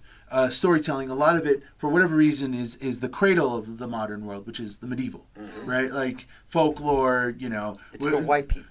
Well, but we are exposed to it In too. terms of, We are exposed to it too, like, right? history. So. We are exposed to it too, but that's what I'm Yeah. saying. That is the whitewashing. in of history. that sure, but in that Don't patronize me. Not sure. There's much more into that. Go ahead. I'm so playing with you. Okay. I was fucking with you. You're my guest. I'm Right, so so you have the lady in distress, the damsel in distress, the lady in her tower, Rapunzel or whatever, who's a virgin, who's chaste, whatever. But she's wearing an uncomfortably restrictive corset. She's locked in that tower. She has no agency. She's venerated in the same way that Helen of Troy is venerated, in the same way that They're commodities in That's the what I'm Anglo-Saxon, in the Caucasian do you sense of see? things. Do you see Yes. the parallel Their to job the is way we basically black time men? and air. No, you don't feel okay. Go ahead. it's different for black men. Okay. That's what I'm saying. How so? We revere them. Are you kidding me? There is no black Rapunzel. There is no black damsel in distress. What are you talking There's about? Oshun or There other is the words. queens. They're the ones that you go to. They're the Goddesses. warriors. They're the goddesses. These are the ones that Yeah, but literally we give what it- we look up to No, in the black community. Right. But they take that from us. Do you understand what I'm saying? And you're not. That's what I'm saying. It's such a crazy mix of trying to understand yourself and your culture while still trying to adopt all this other stuff that's been pumped into your brain. You were just talking about, for example, medieval times. Bro, medieval times is medieval for white people. It's not for African nations.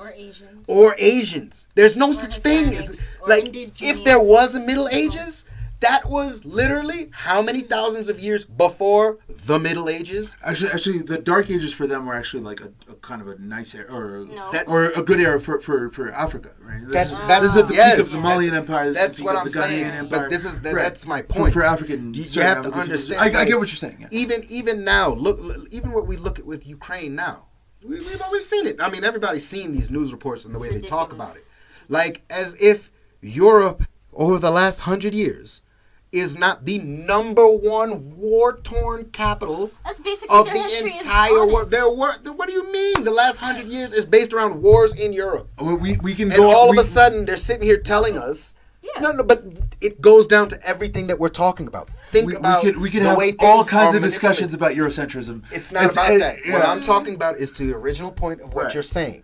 Which is Look about at the gender. way. Look at the way. I'm just talking about the way things are manipulated. And the way things are crafted and deciphered into a way to make it make sense. You're talking just now. We got into this because you named the Middle Ages as some sort of turning point. For who? No, I didn't say turning point.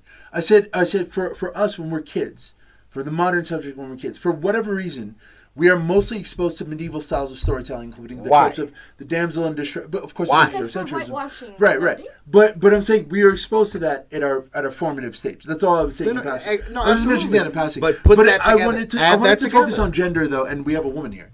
Right, so we have to be an educated woman here. And do you understand what I mean by? Of course, it's expressed differently, right? Yeah, yes, there is no black damsel in distress. Yes, there is no. We don't venerate black women in that. We're in always that seen as the tribute. strong black woman. They Right. are That's always the problem been. as well. Like we're always got to be strong. Right. You got- How is it a problem? Here's the thing. How is it a problem? I see. No. I see what she's saying. No, it becomes a because look at where it is now. Do you understand what I'm saying? It becomes it's become this thing. It's a talking point. Yeah. Like, oh, you can't I gotta talk be to the strong. black. I The gotta, black like- woman always got to be strong. Damn near has become a point of. No vulnerability, no emotion expression. You know. Do you understand what we're saying? Yeah, no, I understand what you're saying, but is that how you What was feel? your question? So do you see how there's this irony, this like paradox in the way black women are thought of or represented, both as, and it's expressed differently. I'm not saying it's exactly the same in each of these contexts, but there's this weird thing of both venerating and insulting or trying to control somehow, or more importantly, trying to fight over. right? Like a status symbol, in the same way that your car is a status symbol, in the same way that your house is a status symbol. Let me ask you a looks question. of a woman. Does that? You know, it's funny. We're having this conversation, and it's making me think. Let me ask you this question. She's not saying anything so far. I know. But, like, you guys are like bombarding you. I I'm know. so sorry. Right, Go ahead. So, to answer to this question, well, for me, like you said, it's like a double-edged sword. It's like personifying a woman to be a slut and a Madonna. You know what I'm saying? It's like we gotta be like smart, tough, and strong woman because black don't crack. You know? But we do have vulnerability. We do crack. We do have emotional, like, distress that we want to, like, express to, but that's not been given to us. It could be, like, through our communities or white supremacy, the only anything. But it's like, we're just in a buffer. That's how I feel. You know, here's the thing, and this is really, it's not even a question. It's more of a statement. It's like, I want you to take a time out and think about this. Just really try and rack your brain. Think of a white woman that is seen as that has some sort of point of reverence. You look up to her for what? Well, there's No, Pink, give me something. Like there's very about to. Sorry. So Joan of Arc is one of the oldest examples, right? Florence Nightingale. You're going into. I'm about to make a point. While you're talking about real people in life. No, I'm talking about right now, in the present day. Right. Think about it. So generally, the white woman trope is in very specific situations some kind of liberational force, but white supremacy and patriarchy it's white male patriarchy, right? So there's to your point, there's very few examples in all of this European history of women who have the kind of agency that Cleopatra has, or that Nefertiti has, or that Saba has, or there are very few white women who have that. That's the point you're making. No, it's not even. Okay, yes, it is, but now exacerbated to current. Well, let's move into current times, and like it just popped into my head right now. Other than while you were talking, other than say the Queen of England, or I don't know, who has no power, and who is not allowed to express emotion. That's what I'm saying. Just think about it. The Duchess. For me, right now, it's kind of swirling around entertainment because that's my field right now. Right. But is there any white woman entertainers that you can think of that are looked at that type of status? Right now? Right now, in general, the only people I could think of is somebody like, say, Adele.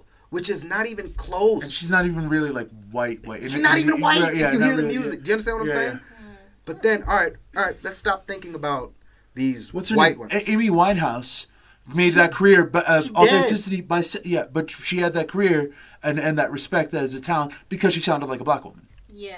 Now think about this. Yeah. Now take a time out. Like we're really racking our brains right now to find a white woman that fits this level of reverence in your mind. But now think of a black woman. Holy shit! It just starts literally, and I want you to pay it. That's. Can I give you one example of a white woman who has that classic reverence thousands of years? Betty White, Helen of Troy.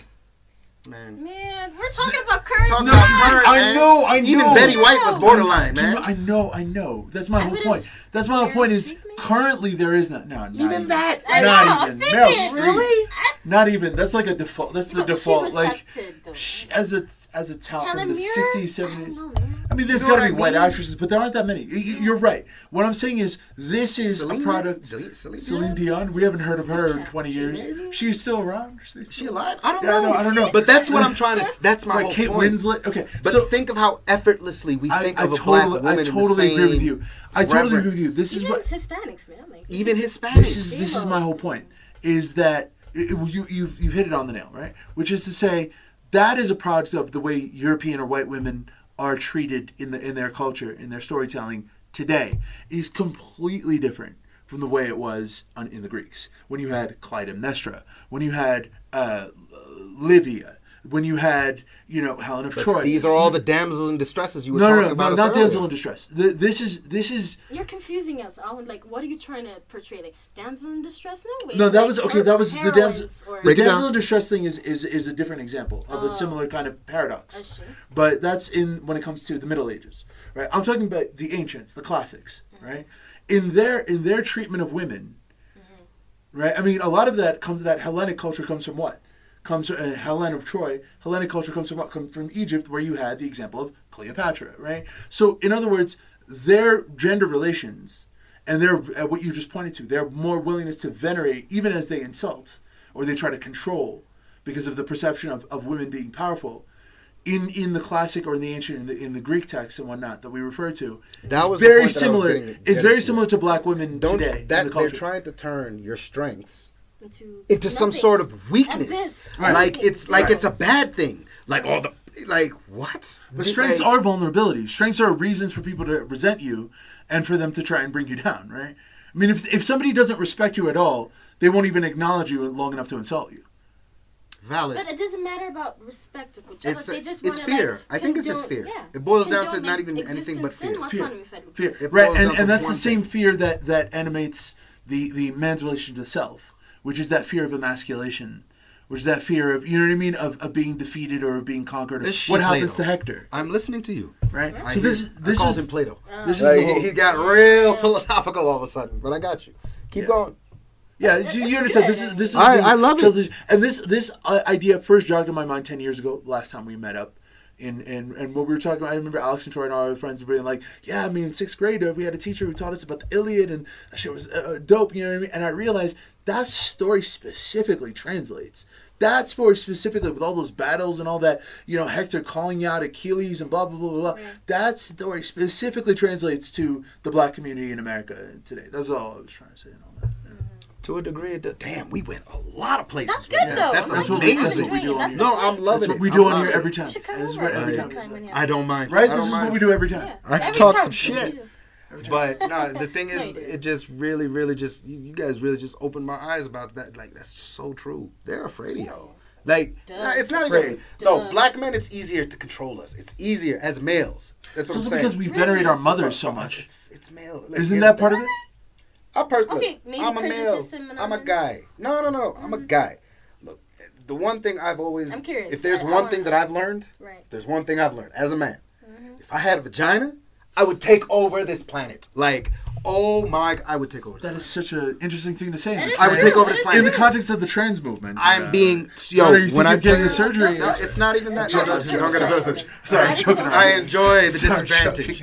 But no, I'm being dead serious though. We have no choice. We have to think with our wits. Like, it's kind of crazy, man. Like, it's very, very easy. In my opinion, it's easy in males in general.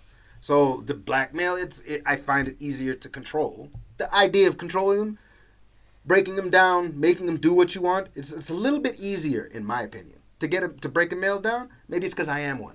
You know what I'm saying? So I understand what it would take to break me down like this. But the idea of the black woman, everything that we've been talking about right now, I'm not even saying it to hype them up. It's like, holy shit, it's really designed in a way to kind of take away their power. And isn't that part of that power on us? That power that they have over us, black women. A lot of it has to do with the veneration of the black mother, or it's somehow tied to. I mean, black men, black men in America, that too, yes, the mammy figure. But like, the black women are known for, in America in particular, for having this real power over. Why? You don't insult the black. Go ahead, tell me why. You tell me why. Why? I don't know. Because she's the cornerstone. She is the one that she is the strongest one. Mm-hmm. She is the one that will freaking be there to save you. At the end of the day, you get into real shit, she's the one that's going to be there to save you, but she'll be the one to actually break you down. Do you understand what I'm saying? Like, the respect that you have for the power in this person, the fact that they can project their voice the way that they do. People, they've turned it into a very negative thing. You know what I mean? And it's not. It's really not. It's been packaged and marketed in a way like it's a bad thing. That's why, okay, to follow on your point on there, what I don't understand is that, okay, with like black men usually go for the white girls, and they're like, oh, they're easier to control, they're easier this, they're easier that. You hear that? It is. Bro, they say it all the time. And that's why I'm not gonna lie, that's one of the most disgusting things I've ever heard. I hate like the idea of having. I can get a goddamn Yeah. Chihuahua. Like, what you mean? I can get a pet if I need something to control. I can get Sheba. Like, what you talking about? Like, or you can have a child and control the child. Because your wife is not supporting your child. Everyone has their free will, but still, I mean, white girl it's kind of like dehumanizing for both the white chick and the black chick. It is. Can we It agree is. that there are all these paradoxes though in terms of power relations within gender? That's what I keep noticing. That's why I think It's the always Iliad been is there. and this it's like always been yeah. there. I mean, like the idea that the person who has most control over the home, the domestic sphere, often does not have any control over what happens. There's a great book about this by Rabindranath Tagore called "The Home and the World." It's talking about Bengali nationalism. This is like 20th century, but like this is an example. Like the person who has like the power dynamics within the domestic sphere and with the external, the professional sphere, the corporate sphere, I think often a because- complete like inversion of But here's the those thing, power because in my opinion, with the situations that have been presented to them, especially in the West, it is the only thing they can do is protect them in their house. In the house is the only place you're going to learn what it's really like in the outside world. In our house, do you understand what I'm saying? Yeah. It's these violent truths of reality that unfortunately, like, everything is sugar-coated for you. You know what I mean? For me growing up, for the one that always did it is my dad.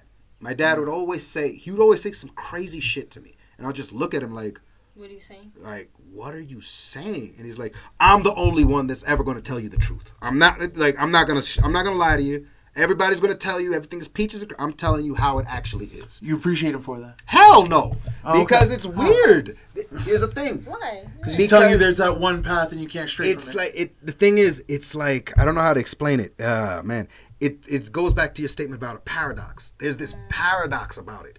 Do you understand what I'm saying? Slippery slope thing. It's such a slippery slope. You're sitting here telling me that this is the way that it is. For him. For you. Yeah. But it doesn't have to be that way. With minor tweaks in the way that you behave, Right.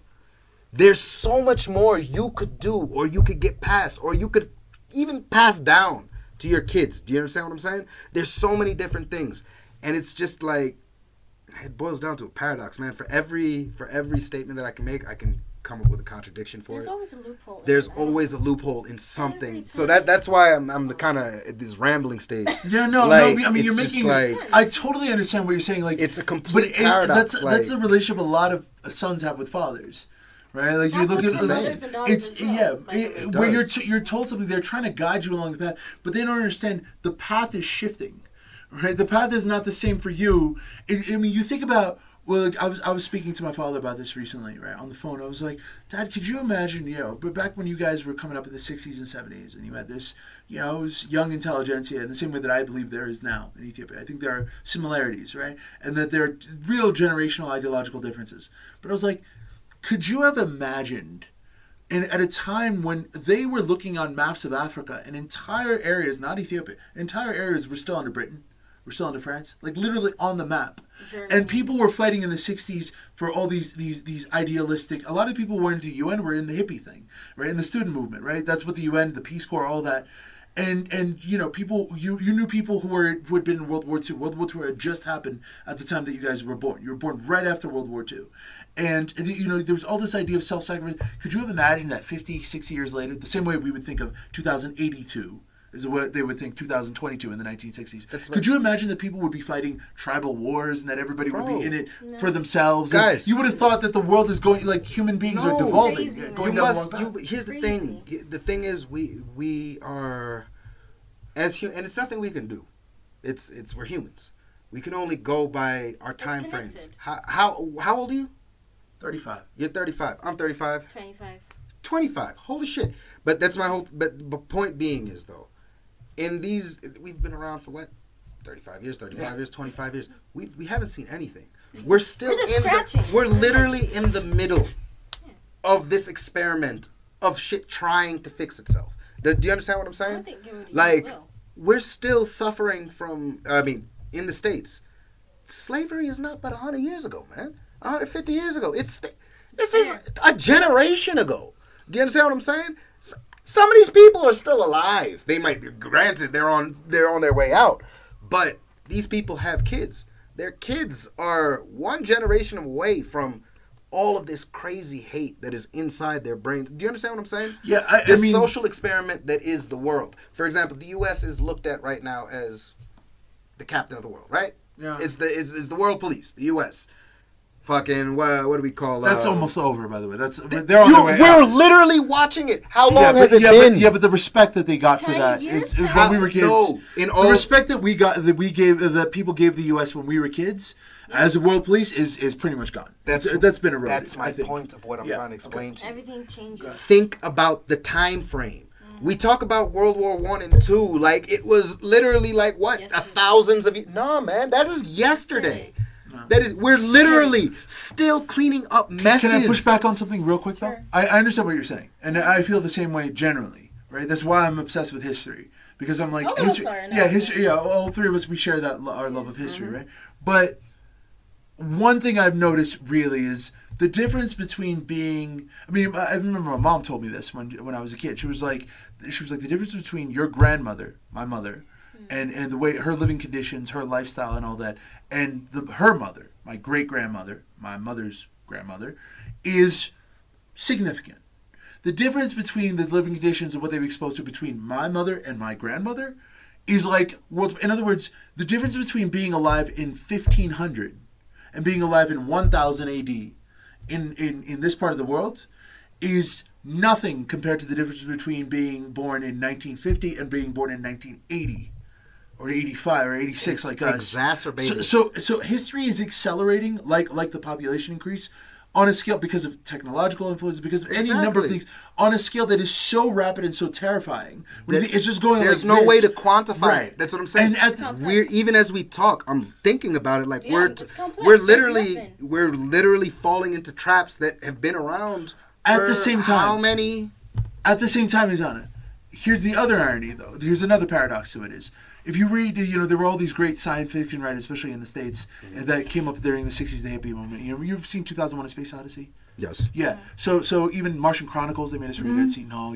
All those sort of hippie, sort of pacifist writers, sort of lefty writers who were using science fiction to express what they were thinking, right? Arthur C. Clarke and Bradbury and Philip K. Dick and all these guys, right? You've seen Blade Runner, Scanner Darkly, right? There you go. And all of them, and that whole. As brilliant as they are, they seem a little silly. Like 2001 was 20 years ago, and they had us going to Jupiter, right? And we can't even get back to the moon 20 years after that. Actually, here's the thing. They forecasted some stuff, though. People are, working on going to the moon. And it's actually happening. I mean, in their way, it's 2020. Jupiter. They had already made it to the moon 60 years before. Here's the thing. You know what I mean? I'm trying to. I mean, you're right, because that same guy invented the communication satellite. So they do have. All of that boils down to motivation. Do you understand what I'm saying? When the motivation isn't there, the only reason we haven't gone back to the moon is there's a lack of motivation. There's also nothing on the moon for us to. We don't know that. We don't know that. We do not know that. From what the scientists say, we know nothing. It's just not worth the cost of it. If I had known, space travel has not gone in the direction that we thought it would. So even though technology and even though a lot of things are accelerating much more rapidly than we could anticipate, in other ways. People would have been like, you'd shown images of Addis Ababa to people in the 1960s. Some things they would look at and be like, wow, that's really changed. And other things would be like, 2020, get a move on it here. We thought we would be flying cars by 2020. But this is the part that gets to me, is we turn around and we look at, you used Addis Ababa as the example. Bro, I'll take you to places in the States where you're sitting there looking like, what the fuck? They make me think that we are in the future. We're not. You guys are still just this country bumping backwards. It's too goddamn slow. Holy Jesus. Who would have thought there'd be country bumpkins in 2020 or Amish people in 2020 in the U.S.? And here's the thing. We have this, I don't know, there's this mysticism about education and what the States is. People think the U.S. is the East and the West Coast. That's it. Right. You think it's New York and L.A., whatever's on the strips of those sides. You fail to realize that there is all over the U.S. There is all over the U.S. Whole place. Uncultured, boring, backwards. It's not even uncultured, boring. Unexposed, it is underexposed. Literally. I have met. You would know people, you're from Texas. I can honestly. She's from Texas. I could say, hey, my ex is from Texas, man. I know. You almost moved out to Dallas. I had to. Thank God I didn't. I almost moved to Dallas. Thank God I didn't. Thank God. She's about to take this the wrong way. She's from Texas. She's proud. I'm not. I'll tell you something, man. I've been to Teja. I've seen how they operate. Yeah. If there's one thing I love to say about Texas, their food. That's true. That's 100% fact. But no, here's the thing. Man, I don't like grease. You know what they taught me in Texas is that Southern hospitality is so real. That's a thing. It is real. It is. And Southern racism It's very so real. real. is so real. Yeah. It can be so intertwined. Right. And are With religion so on top of it. it's so ingrained with each other. Like, I have never been to a place where I've been treated so racistly but so loving. It's another paradox, right? Bless your heart. you Bless give me- your heart. Right? Bless your heart. Like, and they give you in this, that most- microaggression. Right, It's like I'm a puppy or some kind of little like, Sure, it's sure. like, oh, bless you. Look at that cute little little I get that over sometimes there. from liberal white people. Right. But But there's it's real though. what they really feel for you though. what And they it's just point to like, in the paradox, with It's the difference between the northern paradox and the southern paradox when it comes to relationship with, is that the northern liberal white person, the rich northern liberal white person, stereotypically, wants you to do well. They're ideologically they want you to do well. They they're don't want you to be ideologically better. aligned to you, but they don't really feel comfortable being around you. They want you to go and do well on your own. They want to segregate. The poor person in the South, the country bumpkin, the Republican voter, wants you to be their friend. They want to have you, but they don't want you to do better than them. Do you know who taught me this? Yeah. In fucking 5th grade. What? I'll never forget that. Here's the thing: when you're a kid, you don't realize what you're hearing in class. Everything is dumped on you. No. It's like when you're a kid, you just don't realize sometimes what you're listening to, the things that are ingrained in it. I'll never forget this. Her name is Miss Clayton. Mm-hmm. She was my 5th grade, 6th grade, 7th grade. So she's my 8th grade homeroom teacher. You remember, I didn't make it out of 8th grade. I ended up having to be homeschooled for the last 4 months. No, I don't remember this. I'd never heard about this. What you mean? I got kicked out of school in 8th grade. Oh, You know, that damn. dissing that Jewish kid. Yes, Yeah, man. The art of storytelling. He's the artist storyteller. He's the artist Don't say storyteller. he don't remember. I No, know. All right, you remember. Now I'm jogging You my remember. memory. He called But you a no. boy or something like that. No. It damn. was so many. No, there's so much. Right. Him and some Jewish I got kid into a in lot middle of school. trouble Yeah. because That's why he Tommy didn't go. kicked his ass. That's why he didn't go. No, he because just I dissed him. couldn't. Oh. That's the That's thing. why he didn't I go couldn't. to the same school. So the only thing I could do was being homeschooled. word form. No, being in word form and then doing what I had to do. What I would've done. Insulting him in the most. What I would have done, and also this is why he and I didn't go to the same high school, because our admissions guy called him a poison and refused, and so he and our other friends didn't end up going to the same. They went to a different private school, not the one that was in our area. That was a really good school, and I ended up going to a different school from them, even though we were in the same community. He called me a because poison. of the art of storytelling. He called me a freaking poison. It He was called the me a artist. cancer that would infect the rest of the school. So that was a quote. Yeah, a black man who stands up for himself. Like, he Canizzo. definitely did. Canizzo. Yeah, his wife died the year that I was. Sound like a personal problem to me. Anyways, so like I was saying though, is Practically nah, man. mispainted. I don't know why I mentioned that. I don't give a good goddamn about people's feelings anymore. I've learned that. People do not care about your feelings. Why do you have to care about How theirs? could you call a 12-year-old kid who disses somebody as a poison? messed up. a cancer that would infect the rest of the community?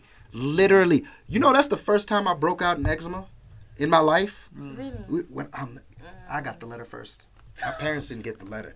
The letter came in the mail, and I opened it and You read ripped it it up first. And I was like, it was my first off. I was accepted to this high school, which wasn't easy to get into. Of course, it's private. Then, Meh. not only first I got it went from the acceptance to an outright rejection. But the words that were used in order to reject me, reading that as a 12-year-old, bro. Canizzo was a dick. I worked with the guy. He was a dick. But anyway. I was saying Back Miss to your Clayton. point. Yeah. Miss Clayton, 8th grade. Right. She was talking about, was it Of Mice of Men or one of these goddamn little books? It might have been To Kill a Mockingbird, something.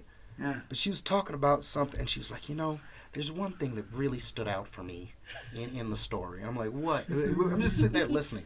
She's like, Keep doing the voice. I swear, Keep no, doing the voice. you know that Please white do. lady? Yeah, keep doing the voice. Yeah. She's like, we fought to make you free, Ooh. Oh. Ooh. What? but we didn't fight to make you equal. She said this in class. She's Southern. I think she's honest. No. No, That just came out a little bit. The Southern accent, if that Right. popped out. But no, she said this to us in a class. And maybe there's 8 black kids in about 45? 8 of us are black. It must have been To Kill a Mockingbird, not Of Mice and Men, because that book is one of those white savior, Atticus Finch, Maybe. this white, the Gregory Peck character. It was in the film. something along those he's, lines. He's fighting to She rescue said it. one of his she dependents. straight up. No, the point is what she said. She The said message. she always Right. said it resonates with me. Right. She said that it resonates with me Because She they said, always I fought teach for your freedom. I fought for your freedom. I didn't fight to make you equal. Right, because at no point is he said that in class. At no point is he equal to at no point is Calpurnia or the other black characters equal to the Gregory Peck character, the Atticus Finch character. Because one thing, and this is consistent with the way they teach us that whole era, civil rights. First of all, in the North they always make it a Southern problem. Right? They always make it those Southerners. Why are you tapping me? The Southern problem. You fall into that Southern bucket. No, man. because they would do that condescension shit. It's like, oh, it's the Southern white people. They're the racists. Yeah. No, we're not like that. Everyone is racist. Right. So Northerners would always absolve themselves by doing that. Mm-hmm. But the other thing is, they would always present any history about black people liberation with a white savior. It was always Lincoln. It was always FDR. It was always Eleanor Roosevelt. It was always Lyndon Johnson. It was always. And listen, I'm not disparaging those people. Yes, many of them did play their part. But there's always. We talked about this with Timothy when he was on last time. It's like there's always a Frederick Douglass character. There's always an MLK character. But here's the there's thing. About 1,000 of those characters pushing that way. It doesn't fit the story. Right. They're not going to be happy with that story. Right. They'll try to do anything they can to stop us. To stop that story from coming out. Right. And you have to put in the Great White Hope. I remember the black teacher that I had when we read that same book. That Great White Hope. When we were taught that same book, To Kill a Mockingbird, the black female teacher that we had, this was in Senegal, I was talking about earlier, she had us do a writing exercise in class. She was like, Calpurnia, the maid, the black woman who was Atticus Finch's maid, who's taking care of his kids while he's out defending the black guy at the core of the story for fake rape, accusation. She was like, write an assignment telling the same story from Calpurnia's voice, through Calpurnia's eyes, right? Because they never, you never know what Calpurnia is thinking the entire time, because who the freaking, does Harper Lee, the author, give a damn about, It's very valid. It's a very valid statement. True. Everything you're saying is very true. Wow. Think about it from that way. It's like, wow, good podcast. Mm-hmm. Yeah, we should wrap up. We've gone way overboard. Ezana, thank you so much for Thank you. You need to bring me back so I can talk more anytime. Like literally, just call me the day before in the afternoon. Even if we have another guest, we can combine people. Bailey, it's always so much fun when you drop by. I know I did something unprofessional by dropping the phone and fumbling all over myself to open the door. Professionalism, man. It's over. It's exactly. That's exactly what I was. Authenticity matters, man. You've been listening to Ras Temari Radio, Offense Necessary, where we discuss everything but politics. Thanks a lot, everybody.